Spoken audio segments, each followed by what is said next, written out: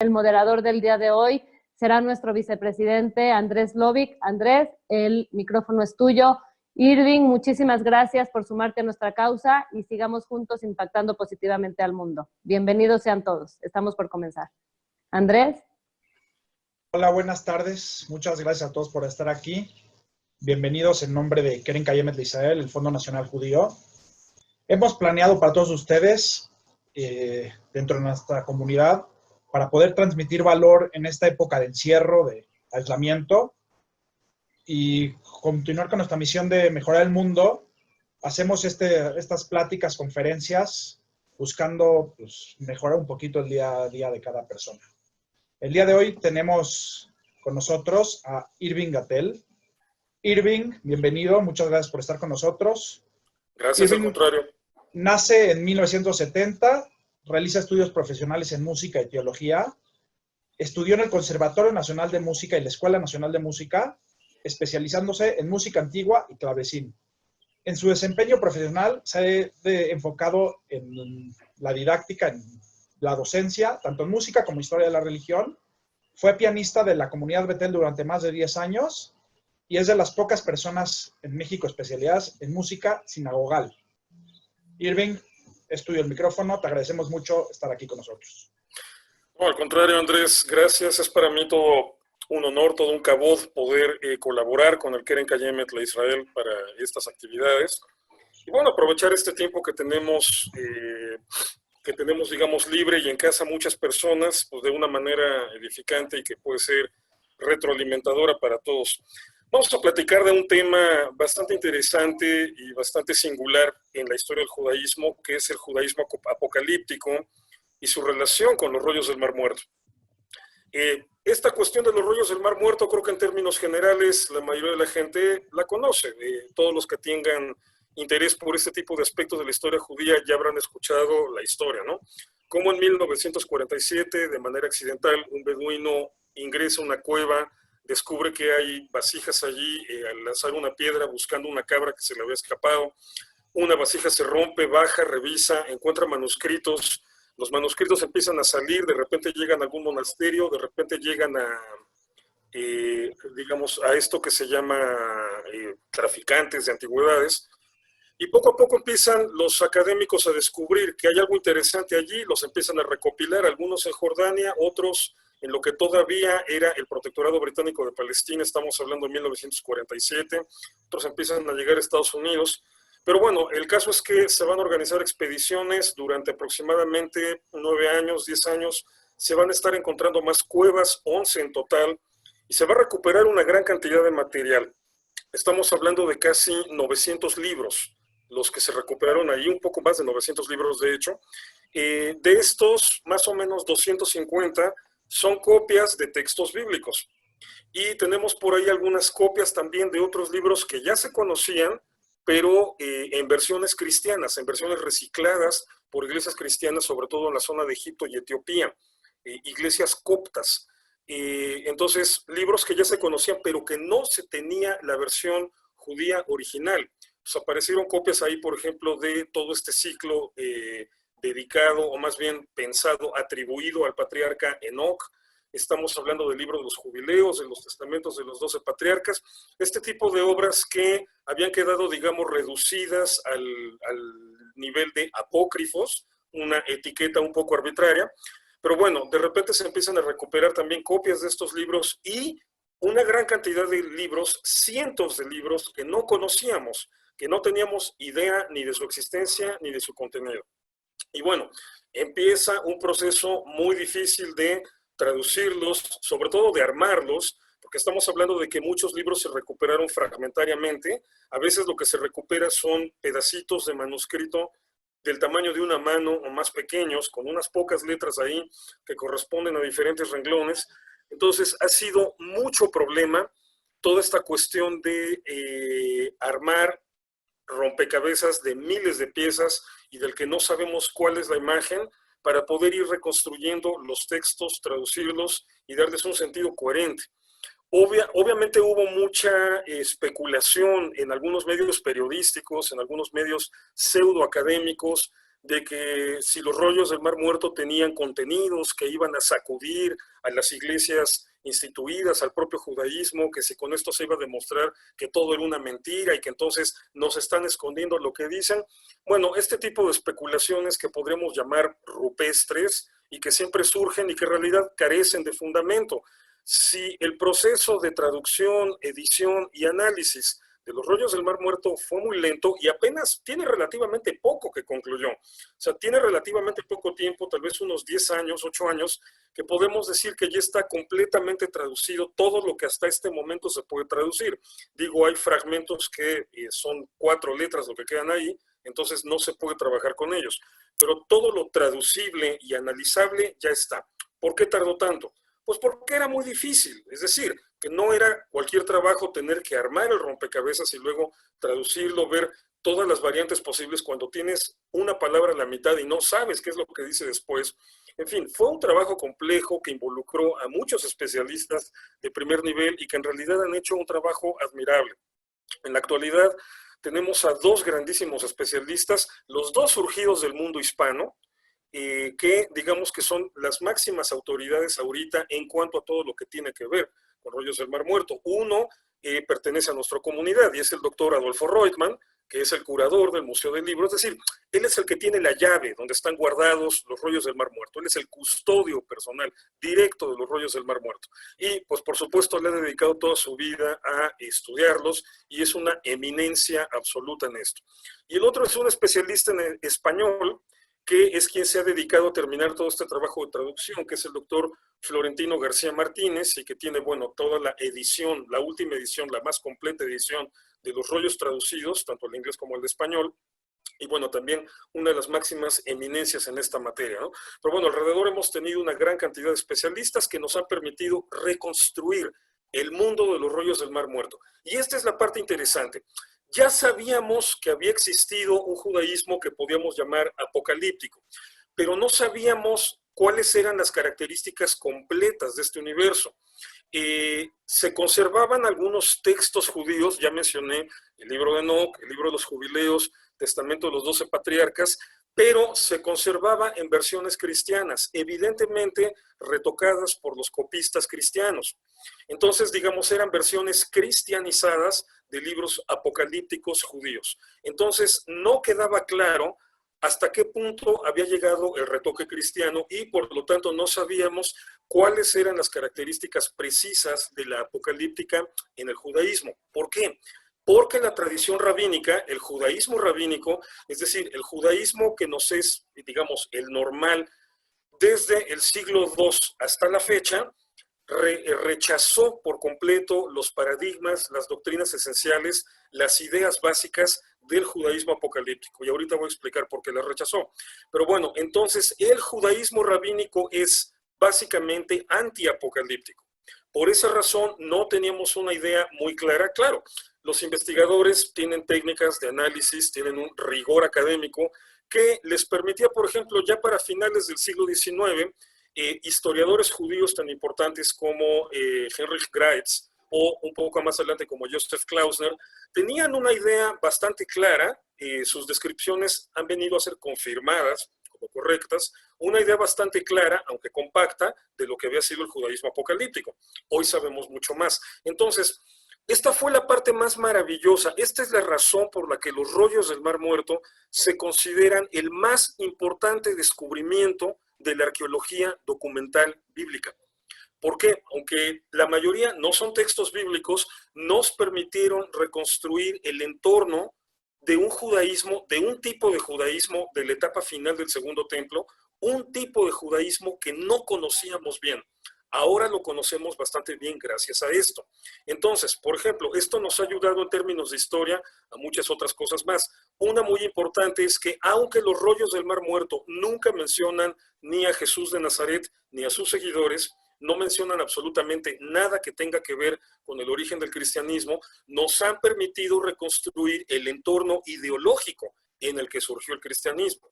Entonces, obviamente, han aportado muchísima información para todo esto que tiene que ver con historia.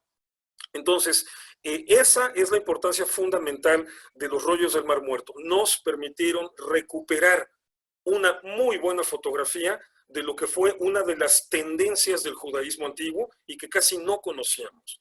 Entonces, ¿qué fue el judaísmo apocalíptico? Vamos a empezar por lo primero, entender de qué se trata la idea apocalíptica. Es un poco enredado, así que ahí les va. A ver, paso por paso. La idea apocalíptica, apocalipsis en griego significa revelación. Entonces, la idea apocalíptica es que estamos en los últimos tiempos, o sea, ya son, oficialmente hablando, son nuestro primer grupo que dijo el fin del mundo es inminente. Estamos en los últimos tiempos y Hashem, Dios, Akodesh Borj Hu, nos ha revelado de qué manera se van a dar los acontecimientos en este fin del mundo. Y nos lo ha revelado de dos maneras. La idea apocalíptica va por dos vertientes. Una, todas las festividades judías, Pesach, Shavuot, Yom Teruah, o sea, Rosh Hashanah, Yom Kippur, todas las festividades judías son una especie de mapa del fin del mundo. Cada una tiene un simbolismo oculto que tiene que ver con los acontecimientos que deben suceder en el fin del mundo. Y todo el texto bíblico, específicamente en lo que ellos pensaban, es en la Torah, o sea, los 5 libros de Moshe, y los Nevi'im, toda la sección de los profetas. Todo esto, Torah y Nevi'im, tienen también un sentido oculto, un significado oculto, un segundo nivel de interpretación que tiene que ver siempre con el fin del mundo. Es decir, en la forma en la que ellos lo veían, tiene que ver con nuestras épocas. Entonces, ahora, esto es un sentido oculto. ¿Cómo lo conocemos? Por medio de una revelación. Y aquí es donde está la idea de lo apocalíptico. Por medio de una revelación. Por supuesto, ya acabó la era de los profetas. Esta es una idea muy judía, preservada también por la tradición rabínica, que Malaquías fue el último profeta dentro de la tradición bíblica, ¿no? Y que él vivió más o menos en el siglo IV, tal vez a finales del 5, antes de la era común. Entonces, según la tradición judía, ahí terminó la revelación profética en estricto. Y después, terminada la revelación, lo que ha continuado es el estudio. Pero bueno, entonces esta gente apocalíptica decía que sí efectivamente había terminado la revelación a los profetas, pero ahora había un nuevo tipo de revelación, dada principalmente a maestros y a videntes. Ya no estamos hablando de profecía, sino lo que Dios está revelando en este momento, decían ellos, o creían ellos, está revelando cómo podemos entender este sentido oculto de las festividades judías y de los textos de la Torah y de los Nevi'im. Ahora, como ya no es la revelación profética en forma como lo fue con Isaías, Jeremías, Ezequiel, etcétera, esta revelación nunca es dada directamente por Dios, viene por medio de ángeles o de seres celestiales que en un momento dado se le aparecen a algún elegido de Dios y le explican cuál es el sentido final de los textos bíblicos o de las festividades. El modelo lo tenemos en el libro de Daniel, el único libro apocalíptico que fue aceptado como parte de los textos sagrados del judaísmo, aunque no fue incluido en la sección de profetas, sino en la sección de los ketubim, los escritos o los agiógrafos que les llaman técnicamente. Bien, en el libro de Daniel, en el capítulo 9, tenemos el modelo, el arquetipo de cómo funciona la idea apocalíptica. Según este capítulo, el profeta Daniel está revisando registros, crónicas, textos de Jeremías. Es muy específico en que está revisando lo que dijo el profeta Jeremías, y entonces ve este anuncio de Jeremías de que el exilio iba a durar 70 años, y entonces Daniel hace sus cuentas y se da cuenta de que ya se cumplieron los 70 años. Entonces le pide a Dios que por favor cumpla su promesa y le ponga fin al exilio del pueblo de Israel en Babilonia. Entonces se le aparece un ángel y el ángel le comienza a explicar a Daniel que sí, que efectivamente la orden ya se dio, hay una batalla ahí celestial, pero todo se va a cumplir, todo está en orden, se va a poner fin al exilio. Pero de repente le hace una nueva profecía, una nueva predicción, muy extraña, muy enigmática, que ha generado cualquier cantidad de controversias. Otro día podríamos organizar una charla de qué se trata esta predicción, que es la famosa predicción de las 70 semanas de Daniel. El ángel le dice a Daniel, 70 semanas están destinadas para ponerle fin a la rebeldía y para liberar plenamente a tu pueblo, para ponerle fin a la época del dominio de los gentiles sobre Jerusalén. Entonces, ¿Qué es lo que está intentando decir el texto? Que esos 70 años anunciados originalmente por Jeremías tenían una segunda dimensión de significado que tenía que ver con el fin de los tiempos y que se ampliaban ya no nada más a 70 años, sino a 70 semanas de años. Es decir, 70 periodos de 7 años, 490 años en total, que es un número más bien eminentemente simbólico. Pero bueno, aquí está el modelo de cómo funciona el razonamiento apocalíptico. Hay un texto bíblico, hay un texto escrito por Moshe o por los profetas, pero debe tener un segundo sentido, un segundo significado, otro nivel de interpretación que nos es desconocido y que solamente un ángel nos viene a revelar a alguien que Dios haya elegido para explicarnos cómo va a ser el fin del mundo. Ya eran los primeros obsesionados con esta idea. Ahora bien, esto es lo que sabemos de cómo operaba, digamos, el paradigma, el esquema mental de las doctrinas apocalípticas. La pregunta aquí interesante es, ¿de dónde vienen? O sea, ¿de dónde surge este tipo de judaísmo? Porque, bueno, una cosa es que exista, que ya sabemos que existe, ya conocemos más o menos su mentalidad. La otra es, ¿de dónde surgieron? Y aquí sí voy a entrar a un terreno que es más especulativo, o sea, conforme nos vamos yendo más atrás en el tiempo, tenemos menos evidencias documentales, pero bueno, de lo que tenemos podemos ir más o menos armando esta hipótesis. Tras el exilio en Babilonia, obviamente viene la conquista de Ciro, el persa, de todo ese territorio. Entonces, él decreta que los israelitas pueden regresar y reconstruir su nación. Se restaura el reino de Judea, se reconstruye el Beit HaMikdash, el templo, y entonces vuelve a comenzar, digamos, la vida judía de una manera casi normal, salvo porque éramos vasallos del imperio aqueménida, o también llamado imperio medo-persa, pero vuelve a empezar una cierta normalidad en Judea. Pero bueno, aquí sucedió algo interesante. Los babilonios habían desmantelado toda la estructura política de Judea. Es decir, el linaje de David había perdido el poder político y el linaje de Aarón había perdido el Beit HaMikdash, que fue destruido. Entonces, los dos linajes que gobernaban Israel, uno por la parte política, el linaje de David, y otro por la parte religiosa, el linaje de Aarón, estaban fuera de sus funciones. Cuando Ciro el persa decreta que los judíos pueden restaurar su nación y pueden y deben reconstruir el templo, entonces el linaje de Aarón recupera sus funciones. Otra vez hay Cohen Gadol, otra vez hay sumo sacerdote, otra vez hay Coanim y Leviim ministrando en el templo. Entonces toda esta parte de la institucionalidad israelita antigua se restaura. Pero el linaje de David no recupera el poder. Entonces, tenemos ahí un texto muy interesante, inserto en el libro del profeta Isaías, que son los capítulos 40 al 55, que se refieren a esta etapa de la restauración una vez terminado el exilio. Y es una sección en donde nunca se menciona que el linaje de David vaya a recuperar el poder. Entonces, esto refleja que los judíos de ese momento entendieron que no era tiempo para que esto sucediera, es decir, se estaba restaurando Judea, se estaba reconstruyendo el templo, pero si lo vamos a decir en terminología tradicional clásica, no era todavía momento de la llegada del reino mesiánico. Y por eso no se habla en esta sección que se refiere a esta etapa histórica, no se habla de la restauración del linaje de David en el trono de Jerusalén. Eso quedará para el futuro en las expectativas tradicionales mesiánicas del pueblo judío. Entonces, se da esta situación en la que Judea está restaurada, Judea otra vez tiene templo, otra vez tiene Cohen Gadol, otra vez tiene Coanim, otra vez tiene una vida religiosa activa. Pero hay una situación inédita que, hasta donde tengo entendido, ningún imperio se había tenido que enfrentar con algo así. Había comunidades de israelitas dispersos por todo el imperio medo-persa. ¿Por qué? Eran las comunidades heredadas desde tiempos del imperio asirio, es decir, unos 200 años atrás, casi 200 años atrás, comunidades que fueron exiliadas por los asirios y que ahí seguían, y que a la hora de que Ciro decreta que los israelitas pueden regresar a Judea, muchas de estas comunidades, la mayoría de estas comunidades no aceptó.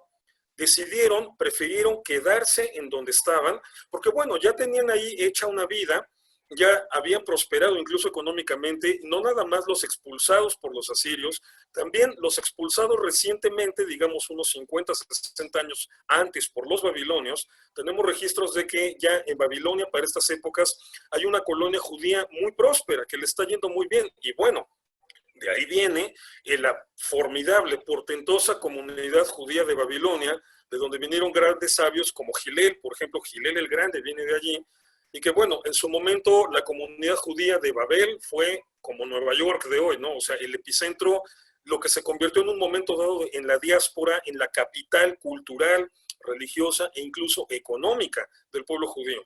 En los momentos más difíciles, incluso más poderosa, mejor armada económicamente que la comunidad que estaba en Jerusalén bajo la opresión del Imperio Romano. Entonces, muchos judíos deciden quedarse viviendo no en el exilio, ya no se le llama exilio porque ya se había restaurado el país, se le llama diáspora, deciden quedarse viviendo en la diáspora. Entonces, lo que Ciro y los gobernadores, los emperadores persas van a hacer es, en vez de nombrar un rey local, un sátrapa, en la terminología del imperio medo-persa, en vez de nombrar un sátrapa o por lo menos un etnarca que gobierne Judea desde la perspectiva política, van a tener que nombrar un exilarca. Entonces, esos temas que casi no nos platican, y es interesante, también otro tema que algún día deberemos platicar, los exilarcas. Zerubabel, lo menciona el texto bíblico, nos lo menciona el profeta Zacarías, porque es un profeta contemporáneo a esta etapa, nos lo mencionan los libros también de crónicas en las genealogías.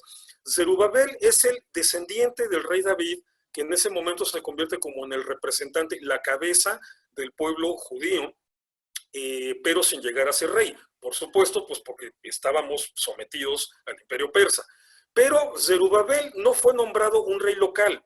¿Por qué? Porque resulta que los judíos estábamos ya dispersos por todo el imperio.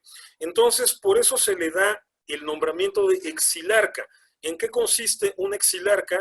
En que no gobierna sobre un territorio, sino gobierna sobre un tipo de población que puede estar dispersa en todos los territorios del imperio persa. Entonces, Zerubabel se convierte, digamos, en el enlace, el representante de todos los israelitas judíos dispersos en el imperio ante el gobierno y obviamente en el representante, el enlace del gobierno hacia todos los israelitas dispersos en el imperio.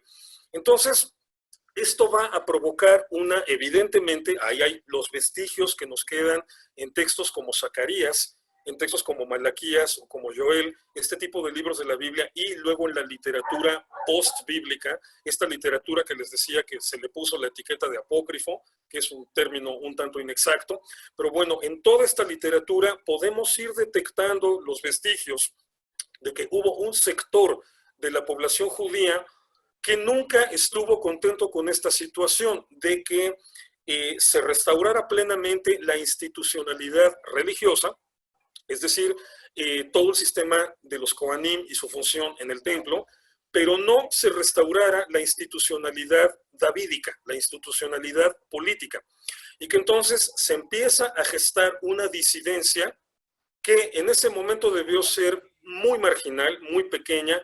¿Por qué lo sabemos? Pues porque no nos quedan libros de ellos, no nos quedaron escritos de ellos, es decir, sabemos de ellos más por deducción que por un registro documental directo.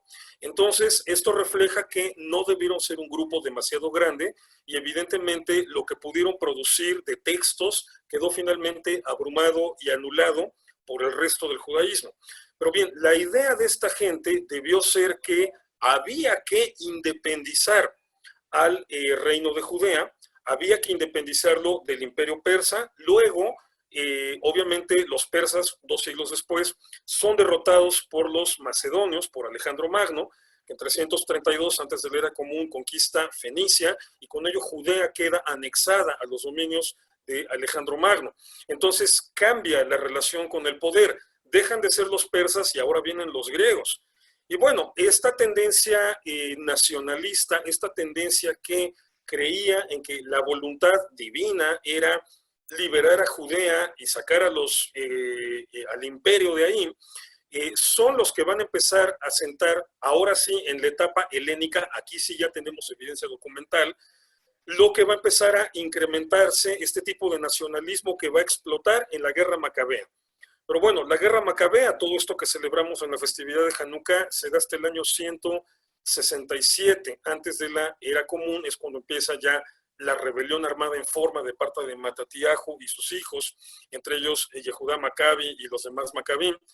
Entonces estamos hablando del año 167 y cuando estamos hablando de la época de Ciro el Persa, estamos hablando de el año 539, antes de la era común, cuando Ciro el Persa conquista todo el territorio, permite que Judea se restaure, pone a Zerubabel como exiliarca. Entonces estamos hablando de casi 400 años de evolución, de una tendencia marginal que evidentemente no estuvo de acuerdo con cómo quedó organizado políticamente la relación entre Judea y el Imperio Medo-Persa, y que probablemente, muy seguramente, allí fue donde empezaron a germinar las ideas apocalípticas. ¿Por qué? ¿Por qué podemos hacer esta conexión entre esta factible disidencia de toda esta etapa persa y del periodo persa y del periodo helenístico con toda esta idea que les mencionaba al principio de la creencia en que Dios revelaba por medio de ángeles un segundo nivel de interpretación de nuestros textos sagrados y que se referían al fin del mundo? Lo podemos saber porque toda esta ideología plasmada en los libros apocalípticos clásicos es una ideología fundamentalmente subversiva y bastante extremista. Y esta es una parte que también se nos pasa mucho por alto cuando leemos los libros sobre los rollos del Mar Muerto o las traducciones de los rollos del Mar Muerto.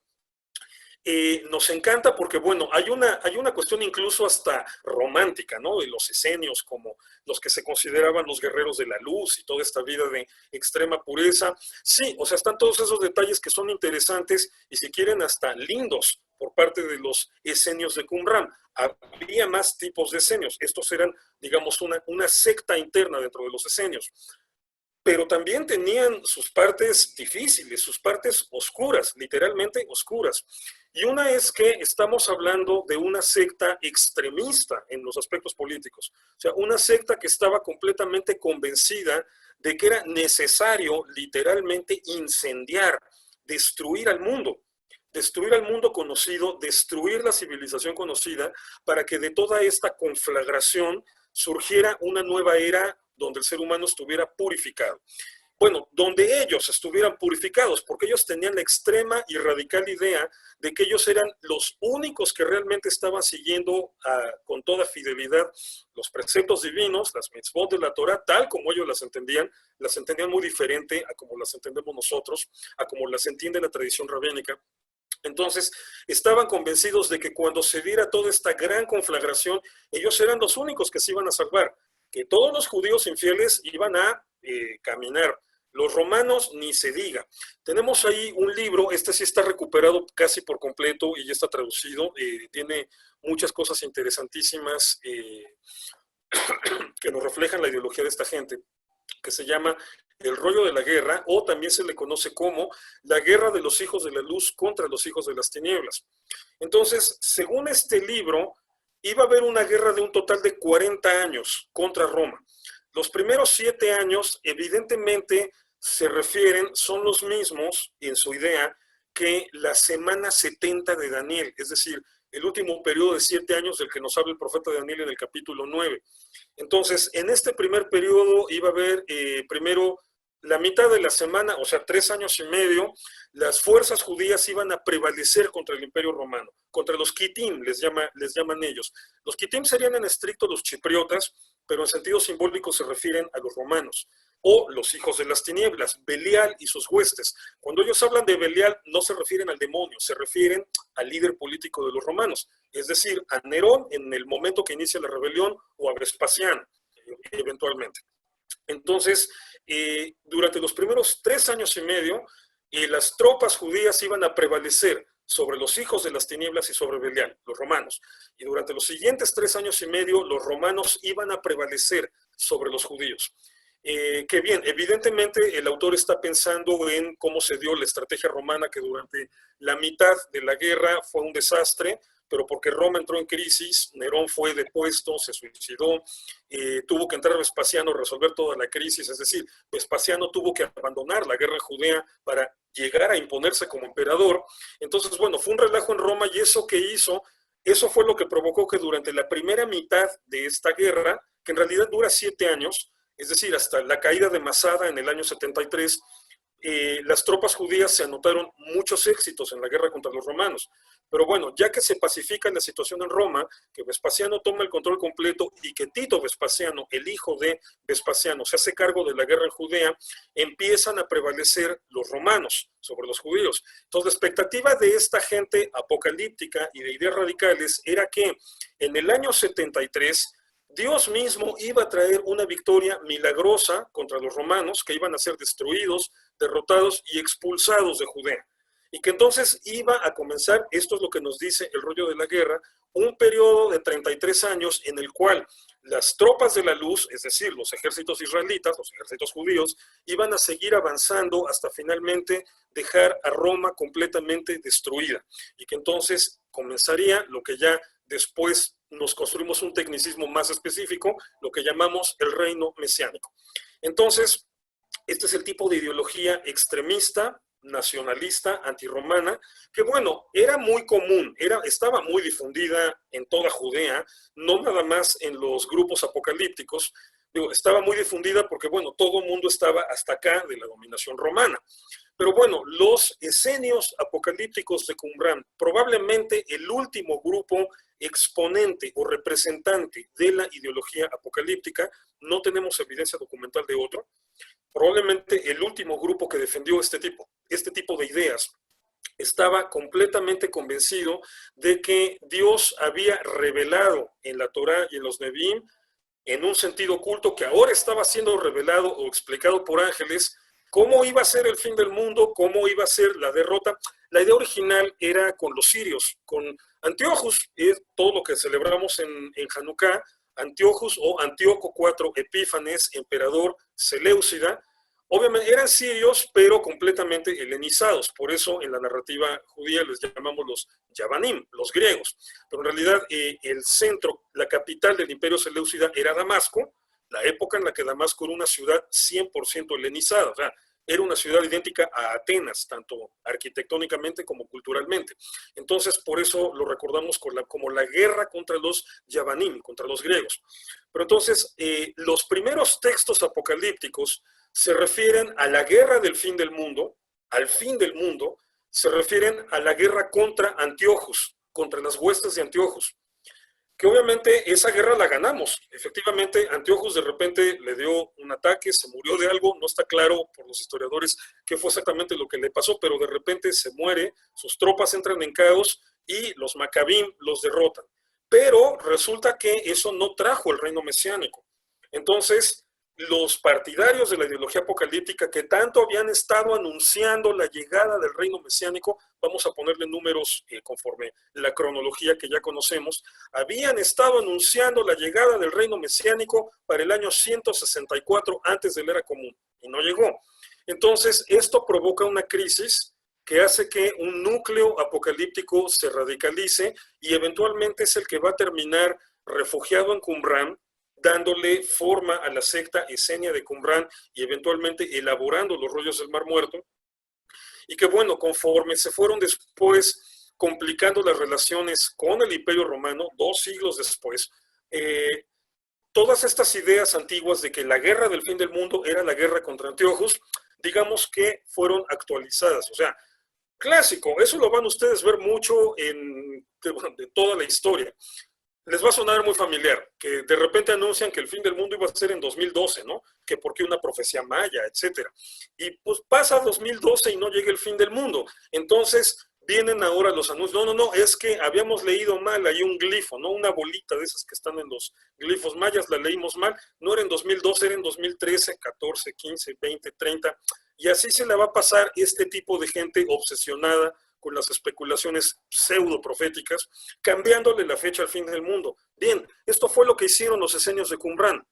Al ver el fallo de sus cálculos, de sus predicciones en relación a la guerra contra Antíochus, bueno, más bien no de ellos son posteriores a la guerra con Anteojos, pero al ver los fallos de los grupos apocalípticos previos a la guerra contra Anteojos, ellos, digamos que nos ofrecieron, corrigieron la versión y entonces se dedicaron a explicar cómo en realidad la verdadera guerra del fin del mundo iba a ser otra. Y conforme fueron pasando las décadas, 230 años en total, llegaron a la conclusión de que la guerra del fin del mundo era la que iba a protagonizarse con los romanos. Y bueno, le volvieron a apostar toda la carne al asador en este levantamiento armado que comenzó en el año 66, pero bueno, esta vez el desenlace fue completamente diferente. A Anteojos sí lo derrotamos, a los romanos lamentablemente no, y bueno, los romanos destruyeron en el año 68 el monasterio de Qumran, y básicamente a partir de ahí todos sus adherentes, todos los judíos que eran parte de esta secta, fueron siendo eliminados. Tenemos evidencia documental de que los últimos habrían estado todavía en Masada, y ahí murieron, junto con toda la gente de Masada.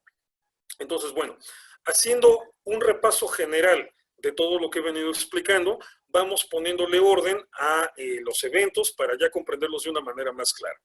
Bien, en el año 539, Ciro el Persa conquista el Imperio Babilónico y le permite a todos los israelitas reagruparse y restaurar el reino de Judea. Por eso, a partir de ese momento, históricamente, es que se nos empieza a llamar judíos, que somos los habitantes del reino de Judea. Entonces, pero resulta que no todos los judíos regresan a Judea. Muchos se quedan viviendo en la diáspora.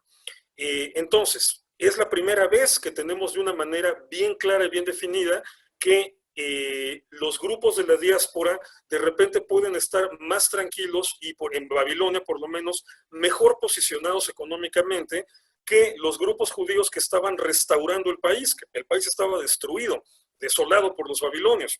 Pero entonces, ante esta realidad tan singular, Ciro o el Imperio Persa no establece un rey etnarca en Judea o un sátrapa, sino que nombra a Zerubabel como exilarca, para que él sea el representante de todos los judíos que están dispersos en todo el imperio. Entonces, de esta manera se va a establecer una relación que funcionó, digamos, funcionó bien, porque las cosas se mantuvieron en paz durante casi 200 años entre judíos y el Imperio Persa. Los Kohanim se quedan a cargo de la administración territorial del chiquito reino de Judea.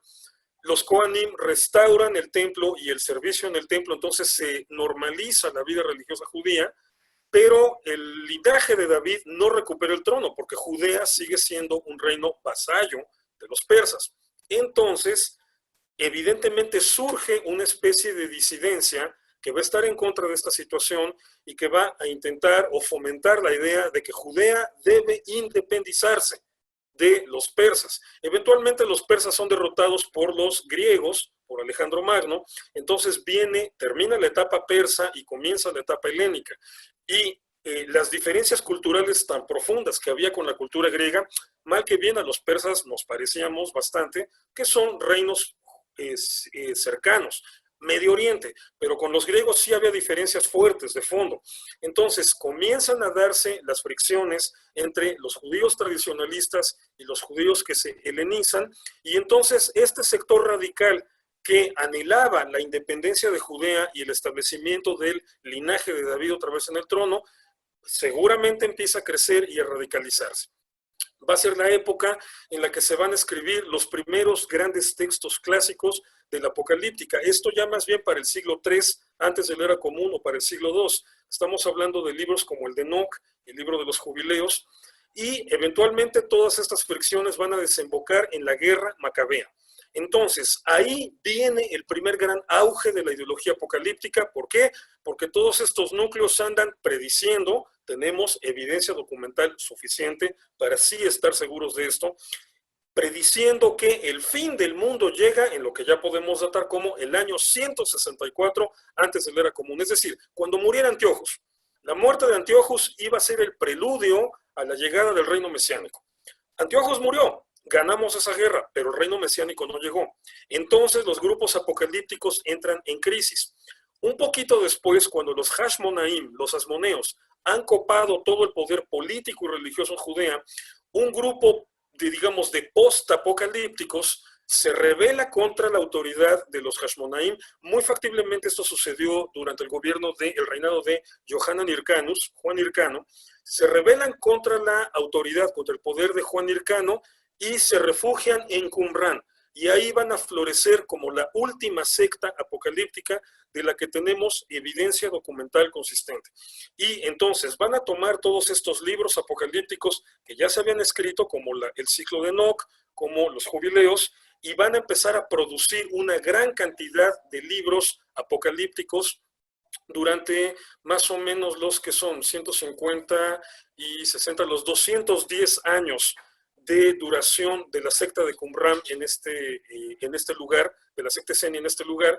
Van a producir una gran cantidad de libros que van a ir hablando de sus expectativas, su obsesión con el fin del mundo, su postura nacionalista, y que bueno, cuando se desmorona el poderío asmoneo y Judea queda otra vez bajo control romano, entonces ellos van a identificar, van a desarrollar la creencia de que la guerra del fin del mundo va a ser contra los romanos.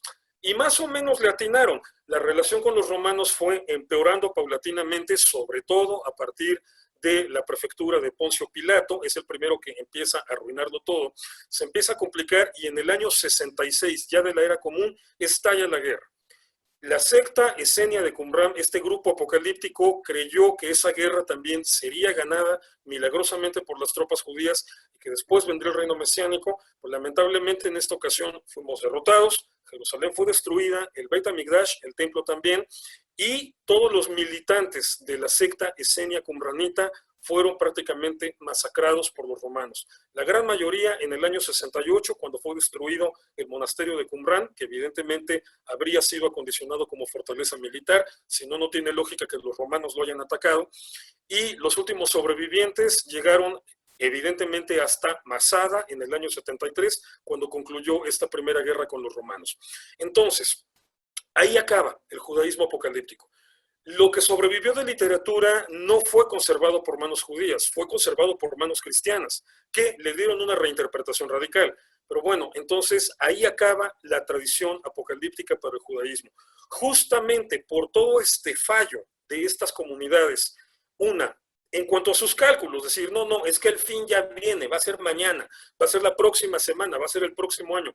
Todo este fallo en sus predicciones, pero también lo pernicioso que resultó esta ideología extremista y radical que abonó en la rebelión suicida contra el Imperio Romano. O sea, la gente, los seguidores de Yohanan ben Zakkai, el gran rabino de esta etapa, discípulo de Hillel y de Shammai, Yohanan ben Zakkai se dio cuenta que la guerra era suicida, que no se le podía apostar por ahí, y entonces él y su grupo de fariseos se mantienen al margen de la guerra, logran incluso cierta protección por parte de Vespasiano, aunque sin rendirle lealtad al Imperio Romano, y Yohanan ben Zakkai fue gracias a quien se floreció, renació el judaísmo, aunque ya bajo la estructura que hoy le llamamos la estructura rabínica. Entonces, los herederos ideológicos de Yohanan ben Zakkai, sobre todo ya para las épocas de Yehudá Hanasí, para las épocas de cuando se escribe la Mishnah, hacia el año 200 de la era común, van a considerar que la mentalidad, las ideas, las doctrinas apocalípticas son nocivas para el pueblo judío, que no tenemos que estar especulando cuándo va a ser el fin del mundo, tenemos que concentrarnos en la observancia de las misbot de la Torá, no en la especulación del futuro. Entonces, a partir de la Mishnah, la ideología apocalíptica va a quedar desterrada del judaísmo rabínico. Y por eso, durante siglos y siglos, lo que sabíamos de la apocalíptica era marginal, hasta que se recuperaron los rollos del Mar Muerto, que afortunadamente se tratan de toda la biblioteca que los qumranitas escondieron en las cuevas aledañas a Qumran, evidentemente a la expectativa de que cuando viniera esa victoria milagrosa que nunca llegó, podrían recuperar esos libros y otra vez llevarlos a su lugar, a sus estantes, seguramente en la biblioteca de Qumran. Bien, así a grandes rasgos y muy rápidos, esa es una panorámica de lo que fueron los judíos apocalípticos y de su relación con los rollos del Mar Muerto. Puntualísimo, Irving, muchísimas gracias. En lo que se nos juntan las preguntas y respuestas, les pido por favor que las escriban en el chat. para que podamos agruparlas y preguntárselas al profesor. Aprovecho el momento para platicarles un poquito de nosotros, de Keren Kayemet. Llevamos nosotros más de 100 años de existir. No paramos con esto. Seguimos mejorando el mundo, que esta es al final de cuentas nuestra misión central. Plantando árboles, deteniendo el calentamiento global, con educación, apostando al futuro, porque esta crisis va a pasar como las demás crisis han pasado y nosotros no podemos parar. Les pedimos que donen en nuestras redes. Se les va a poner en un momento más en el chat la liga para poder donar. Y bueno, ahora sí pasamos a las preguntas. Una de las preguntas ya la contestaste más adelante en la plática, que por qué se fueron a Qumran a vivir, pues prácticamente escapando de la represión que había, supongo. Factiblemente de Juan Hircano, es lo que se considera, pero así es, efectivamente. Ahorita veo un poquito más las preguntas. Yo tengo dos preguntas. Uno, Masada. Mencionaste que Masada fue uno de los últimos, de las últimas fortalezas, también de esos mismos escenarios apocalípticos. Vamos a precisar ahí, no es que fuera una fortaleza de escenios apocalípticos. Los últimos escenios apocalípticos estuvieron en Masada. En realidad, la resistencia en Masada fue organizada por otros grupos. Pero bueno, es el último núcleo de resistencia antirromana. Okay. Entonces, los escenios apocalípticos que pudieron haber sobrevivido, evidentemente llegaron ahí. ¿Por qué lo sabemos? Porque en Masada se han recuperado documentos claramente emparentados con los rollos del Mar Muerto.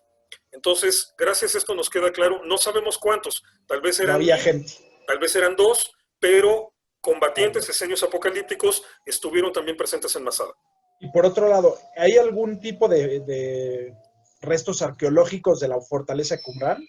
Sí, claro, Masada. O sea, todo Masada está relacionado con Qumran. Sí, o sea, todo lo que hay en Qumran, la zona arqueológica de Qumran, aquí el nombre de Qumran es en realidad árabe, ¿no? Pero bueno, todo lo que es Khirbet Qumran ahí, puedes tomar el tour para ir a conocer los restos del monasterio. De ahí se han desenterrado los vestigios de que eso fue destruido e incendiado por los romanos. Entonces sí, o sea, sí está ahí toda la zona arqueológica, junto al Mar Muerto. Preguntan si Jesús de Nazaret era esenio. Es una pregunta muy compleja. En realidad no tenemos toda la información que pueda darnos una respuesta contundente a favor o en contra. La gran mayoría de los especialistas tiende a decir que no, pero por ejemplo, en este sentido, Heinrich Graetz hizo algunas observaciones muy puntuales y señaló que muchas de las cuestiones que el Nuevo Testamento nos narra sobre Jesús de Nazaret no podrían ser entendidas si no fuera que Jesús fue esenio o que por lo menos tuvo un trato, un contacto con los esenios de Qumran. El que sí, evidentemente lo tuvo, se discute si permaneció dentro de la secta o si luego se salió, pero el que evidentemente sí lo fue, por lo menos en algún momento de su vida, y que pudo ser ese enlace con Jesús de Nazaret, es Juan el Bautista. Las características generales que en el Nuevo Testamento se recuperan de su perfil nos hacen que lo identifiquemos de una manera muy segura como alguien vinculado con la secta esenia de Qumran. Entonces, él pudo haber sido el vínculo para que Jesús de Nazaret tuviera contacto con las ideas de la secta de Qumran. Por lo menos en el Nuevo Testamento, en los evangelios de Mateo, Marcos y Lucas, cada uno narra a su manera, pero de un modo bastante similar, un discurso que Jesús da sobre el fin de los tiempos. Esto lo tenemos en el capítulo 24 de Mateo, en el 13 de Marcos y en el 21 de Lucas. Y en este discurso Jesús utiliza una retórica muy parecida, no Jesús, el documento, que no sabemos cómo lo habrá dicho Jesús, pero el documento utiliza una retórica muy parecida a la de los rollos del Mar Muerto. Entonces, sí hay definitivamente un punto de contacto. ¿De qué tamaño fue? ¿Qué tanto implicaba? No lo podemos asegurar, no lo podemos decir, pero sí hay evidentemente un punto de contacto y seguramente fue por medio de Juan el Bautista. Pregunta de Natalie Pais. ¿Qué hay de cierto en la postura escatológica cristiana preterista sobre el fin del mundo en el año 70 después de la era común que narra Flavio Josef? Bueno, a ver,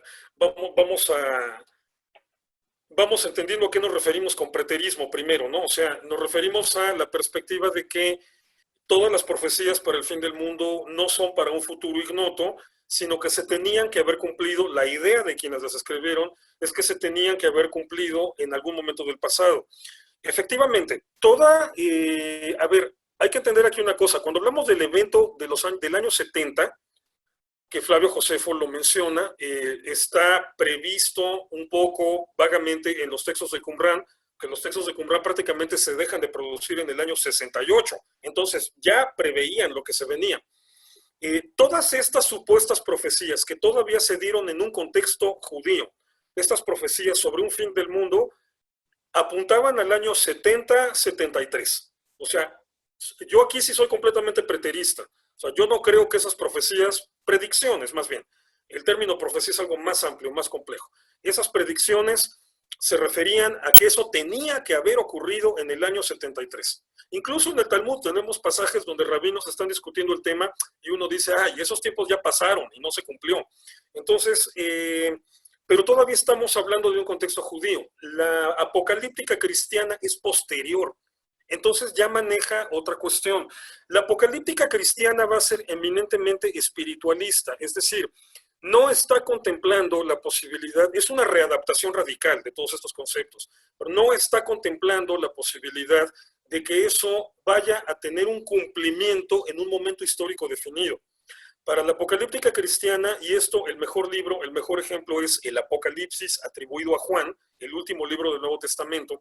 Para la apocalíptica cristiana, toda esta guerra de la luz contra las tinieblas se desarrolla en un nivel espiritual y en un nivel permanente, es decir, porque Juan en el Apocalipsis de lo que nos habla es de una misa, por decirlo en terminología actual, o de un culto cristiano, de la guerra espiritual que acontece cuando los cristianos se reúnen.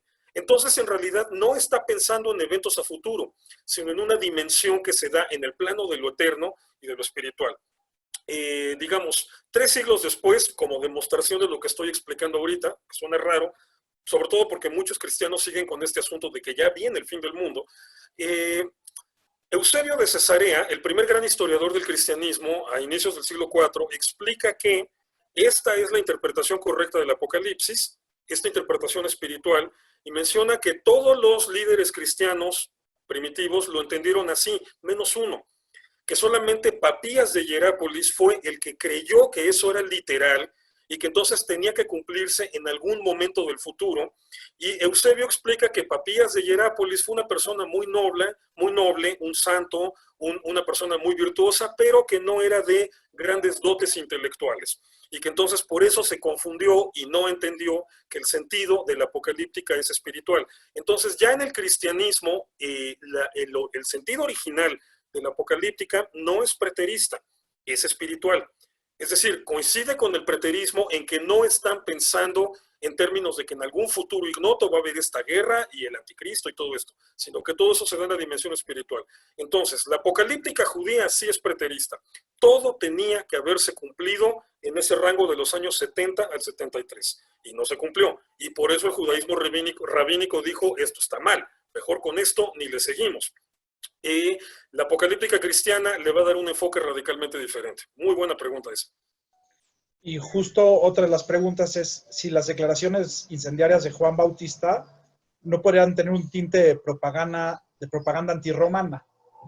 Bueno, sí, o sea, sí. Aquí el punto es que obviamente cuando he leído esos pasajes de Mateo 3, Mateo 4, donde aparece la predicación de Juan el Bautista, que llega diciendo generación de víboras, o sea, viene detrás de mí uno que va a bautizarlos en Espíritu Santo y fuego, y el hacha ya está puesta en la raíz de los árboles y los va a derrumbar, y va a tomar la paja, y todos los árboles que no dan frutos van a ser quemados en un fuego que nunca se apaga. O sea, un judío diciendo eso en el año, por ahí del año 30, es un discurso incendiario completamente. Claro, en el Nuevo Testamento tiene otro sentido, pero bueno, ahí está la discusión de los que nos dedicamos a la crítica textual bíblica, de qué fue lo que se dijo originalmente, cómo fue luego traducido teológicamente por un grupo que no estaba involucrado en una guerra contra los romanos. Pero si tú me pusieras ese texto aislado, no me dijeras quién lo dijo, nada más me dijeras, esto lo dijo un predicador judío en el desierto, en la zona de Qumrán, hacia el año 30, yo te diría, esto es netamente antirromano. Sí. O bien, hay mucho que discutirle ahí, pero no podemos negar que la impresión que causa, entendida en su contexto judío, sí, es esa, efectivamente. Es como si algún escritor británico durante la Segunda Guerra Mundial hablara de la destrucción de Alemania. Exacto. O sea, bueno, sin mencionar a Alemania, ¿no? Pero Sí, no, estoy hablando en ese momento de que estaban en guerra contra Alemania, que un británico estuviera hablando de cómo van a destruir a Alemania por la guerra. Sí, exacto. Guerra. Aunque no mencionara Alemania, te darías cuenta que están hablando del enemigo. De Hitler, evidentemente, del enemigo. Exactamente. Okay. Otra pregunta de Adela dice, ¿la espera del Mesías tiene que ver con las ideas apocalípticas? No. El origen de las expectativas mesiánicas en el judaísmo es que la Torá y los primeros profetas, o sea, todo lo que viene en los libros de Samuel, Reyes, etcétera, nos dibujan, digamos, una institucionalidad ideal. Vamos a decirlo, lo voy a decir en términos ya modernos, ¿no? Para irnos entendiendo. Nos hablan de cómo debe funcionar el ejercicio legítimo del poder en el pueblo judío, tanto político como religioso. Esta situación fue desmantelada primero parcialmente por los asirios, luego totalmente por los babilonios, y desde entonces el pueblo judío nunca logró restaurar o construir esta institucionalidad legítima basada en los preceptos de la Torá. Entonces, la expectativa de que algún día venga el reino mesiánico, y por ende el Mesías, surge en realidad de la idea, de la convicción de que el pueblo judío tiene que llegar a esta consolidación del ejercicio legítimo del poder basado en los preceptos de la Torá. Claro, ahí obviamente se va a revolver con, bueno, cuando llegan y nos dominan los asirios, los babilonios, los persas, los griegos, los romanos, y después de los romanos, los bizantinos, los árabes, los otomanos, los ingleses, obviamente, bueno, y aparte con todo el pueblo judío en el exilio, sufriendo persecuciones en todos lados, se van a desarrollar ideas muy similares a las apocalípticas, digo, ya no basadas en Qumrán, que ni lo conocíamos, pero sentimientos muy similares de Dios nos tiene que liberar de nuestros enemigos, entonces se van a mezclar con las expectativas mesiánicas. Pero si nos atenemos al texto bíblico, al origen bíblico de las expectativas mesiánicas, más bien tienen que ver con el anhelo, con la convicción de que por medio de la observancia de las mitzvot de la Torá, vamos a llegar a un momento en que se establezca un ejercicio legítimo del poder. ¿Y a qué nos referimos con legítimo? No nos referimos nada más a un marco legal como lo puede dar una constitución, sino sobre todo a sus resultados finales, paz y justicia. Entonces, de ahí es de donde en realidad vienen las expectativas mesiánicas del judaísmo. Luego se mezclaron con ideas apocalípticas o semiapocalípticas por razones tan obvias como inevitables, pero en su origen es distinto. Sí, de ahí el surgimiento de falsos mesías, etcétera, en las diferentes comunidades. Exacto. Irving, maravillosa plática. Es un honor poder estar escuchándote. Gracias, Andrés. De una manera tan clara, tan amena, incluso para los que no somos expertos en el tema. Y en nombre de Keren Kayemet, el Fondo Nacional Judío, te agradecemos a ti y agradecemos a todos los participantes en esta plática. Hasta luego, buenas tardes. Hasta luego, gracias por la invitación, un placer.